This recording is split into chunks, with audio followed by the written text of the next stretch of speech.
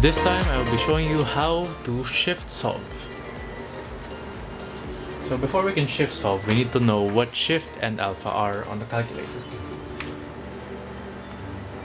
So, shift and alpha can be found on the top left of your calculator, with shift being indicated by yellow and alpha being indicated by red.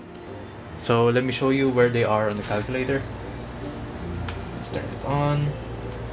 So if you can see on my screen, the values of shift and alpha can be seen fairly clearly, but I will point it out. Shift is this button, the top leftmost, and alpha is the one beside it in red, as you can see. Now, these can be used to access more calculator commands. Which commands do you ask? Well, here are some examples. First, how to type x. So it says here that alpha plus the closed parenthesis is equal to x. So let's give that a try. Let me just check. Okay, I think I can see my calculator.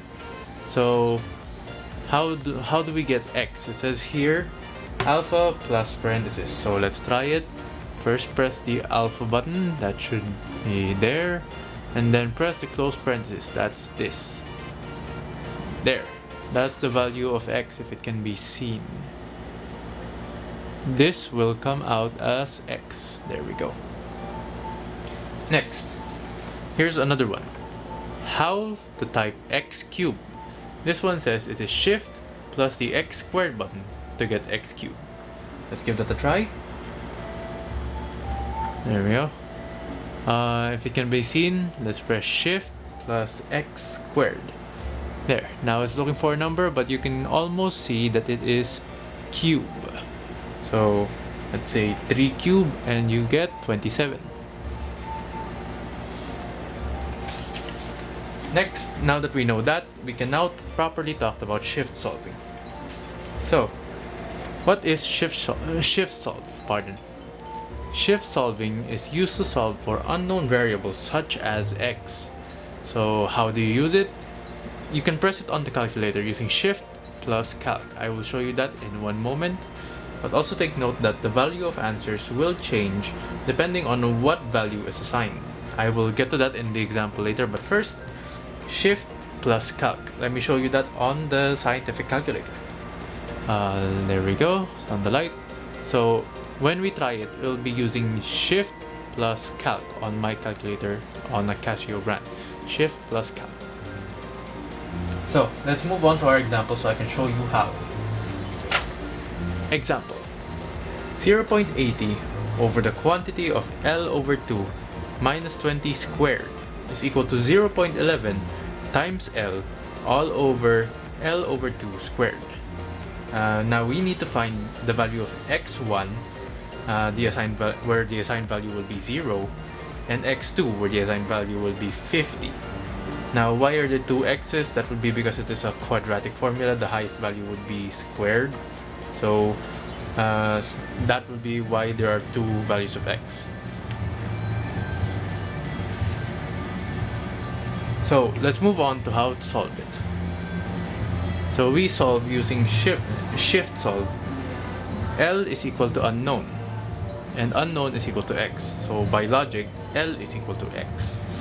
Therefore, we can switch out all of the values of L into x. So 0.80 over the quantity of x over 2 minus 20 squared is equal to 0.011 times x all over the quantity of x over 2 squared. Now we know that, we can now try to find x1 and x2 as mentioned earlier. Now, how do we do this on the calculator? Let me put this back so we have a point of reference. So first, enter the equation in your calculator. So we'll do this one step at a time. Let's fill this into our calculator. Let me just center it for lighting purposes. Now, 0.80. Oh, hang on. 0.80 all over the quantity of alpha and close parenthesis, there's the x over 2 minus 20 squared. That's our first part. Now let's use alpha and calc. That gets us the equals without finishing the formula. So let's continue typing. 0.011 times x, so alpha close parenthesis times x, then all over the quantity of x over 2 squared. There. So we now have the formula written down.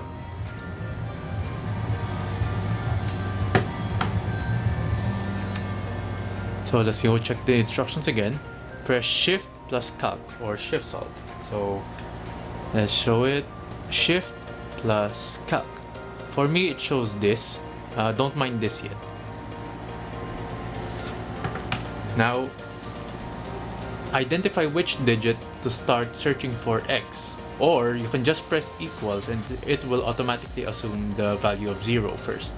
So we might as well assign a value of 0. So it says here solve for x, so it's waiting for a value to be assigned.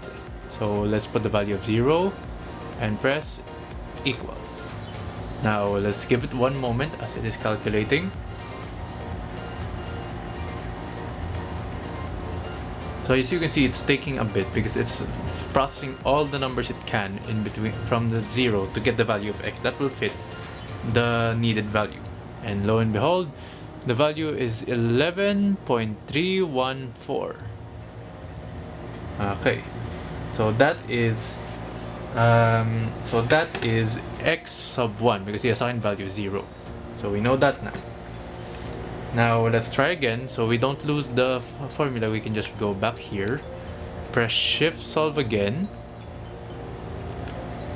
Now this time an assigned value of 50. So let's type in 50 and press equal. It is doing the calculations again. Let's wait for the answer. There we go. The answer now is 141.413. And with that, we know the answers now are